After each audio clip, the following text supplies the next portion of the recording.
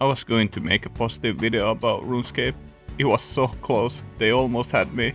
But then on Monday 31st of March, Jagex launched a disastrous update that would spoil the taste of the game for me again, and remind me about all the awful things going on in this MMO. And you could think that this is about their new $50 DLC for an ugly set of armor that you can just buy. That's technically not gambling because it's guaranteed, but no, this isn't about that.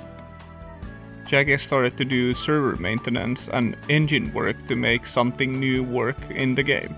And this is all fine and good, every game needs updates.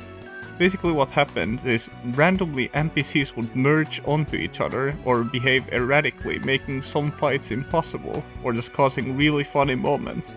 And my conspiracy is that they tried to make these funny moments as an April Fool's joke that massively backfired.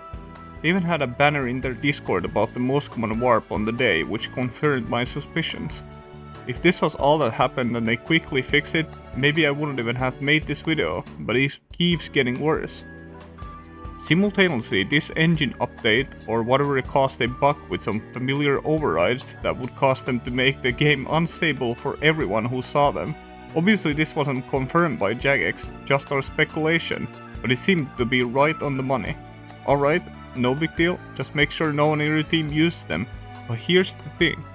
Between every boss kill in Runescape, people will go to PVM Hub to reset their supplies, cooldowns and adrenaline. And if someone just happened to summon one of these game-crashing Tets in there, your whole team would just get obliterated from the server in one fell swoop, breaking the rhythm of the hour. So obviously Jagex saw their game being extremely broken, people crashing left and right, and NPCs randomly warping into other ones. Surely this is a crisis level situation and all hands on deck to fix this shit as soon as possible. But nah, they just decided, yeah, developer crunch is kinda cringe and we're just gonna have a night off so we don't have to pay overtime. And I do agree, crunch is kinda cringe, but surely in crisis situations something has to give. But remember earlier, I said March 31st, they didn't wanna fix it. Their cool job was going to be done at the expense of everyone, no matter the price. April 1st was gonna be a terrible day for RuneScape.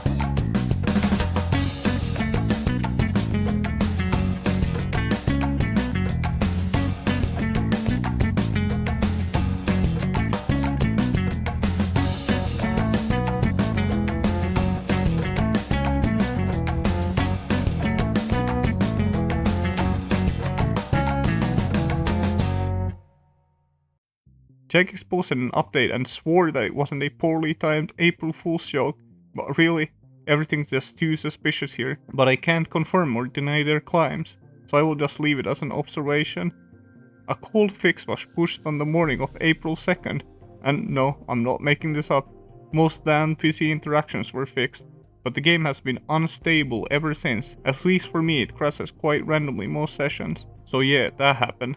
And it seems like no one wants to talk about it, but this wasn't even a choice. So what is the worst choice in any MMO then? Well, it starts as character creation. You essentially have two choices, Iron Man and normal. I'm gonna group up group irons, hardcores, etc. for the purpose of this topic, it doesn't make a difference.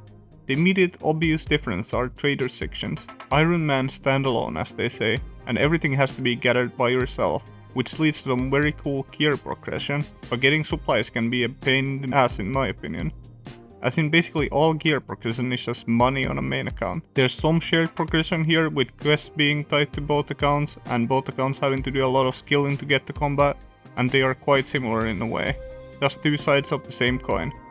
However, I didn't mention one thing.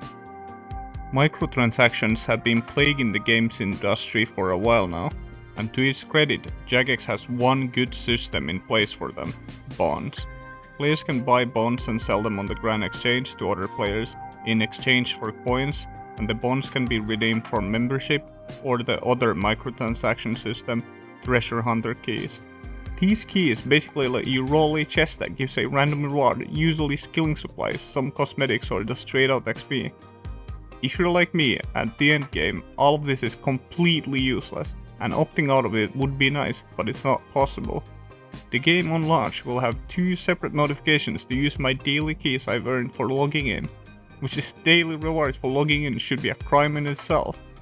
Then these promotions are seeing more dev time than the game itself, and using the keys fast isn't really a thing when I have to go through a fucking tutorial to even use them. And of course they keep changing every week, so I have to go through another tutorial of a system I don't even want to use. Oh, that's easy, just don't use your keys then. You poor sweet summer child. If only it was that easy. Someone at Jagex in their infinite wisdom has added random keys to drop when doing combat and maybe other stuff as well, I don't know. Anyways, if you haven't used your daily keys, you'll reach a cap of them, and this key doesn't get auto-redeemed and sits in your inventory being unbankable, which means that when you try to load your PC, you get stuck looking very stupid and ugly while your team is waiting for you to figure out why the hell you can't even use the bank correctly. The good thing here is that Iron Man don't have to deal with this system at all, so an option to disable it is there, you just can't choose to disable it on a normal account. I'm assuming that they can promote the keys to you with some super pack prices. Thank God EU is stepping in and stopping that finally. Oh yeah, and you can still get this ad as an Iron, you just can't use them. Iron has one thing stopping it from being the best game mode it could be, and that's Dailies. Just look at this abomination of a list.